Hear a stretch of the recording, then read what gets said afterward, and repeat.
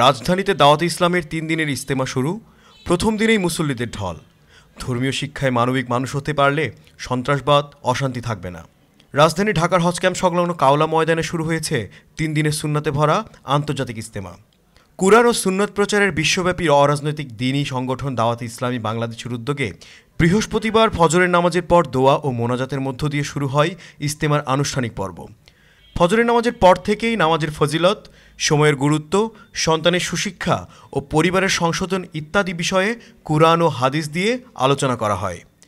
দাওয়াত ইসলামী বাংলাদেশের জিম্মাদার মুফতি জহিরুল ইসলাম মুজাদ্দেদি আত্তারি বলেন, দৈনন্দিন ইসলামের বিভিন্ন প্রয়োজনীয় বিষয়গুলো আলহামদুলিল্লাহ উপস্থাপন করা হচ্ছে।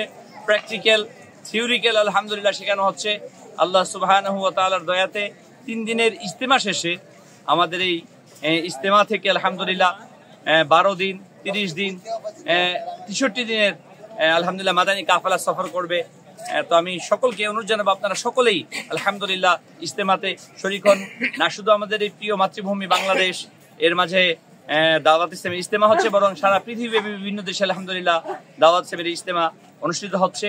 আমাদের এই 360 আউলিয়ার পূর্ণভূমি বাংলাদেশেও আলহামদুলিল্লাহ 2015 সাল থেকে এই ইজতেমা অনুষ্ঠিত হয়ে আসছে, যার ওয়াসিলাতে অসংখ্য পথহারা মানুষ আলহামদুলিল্লাহ নামাজি হয়ে যাচ্ছে। আলহামদুলিল্লাহ যে পিতামাতার অবাধ্য সন্তান, সে আলহামদুলিল্লাহ বাধ্যগত সন্তান হয়ে যাচ্ছে। অতএব আমি সকলকে বলবো, আপনারা সকলেই ইজতেমাতে শরীক হন, নিজে ইসলামকে শিখুন, অপরের কাছে ইসলামের বার্তাকে পৌঁছে দিন। সাল্লু আলাল হাবিব সাল্লাল্লাহু তাআলা আলা মুহাম্মদ।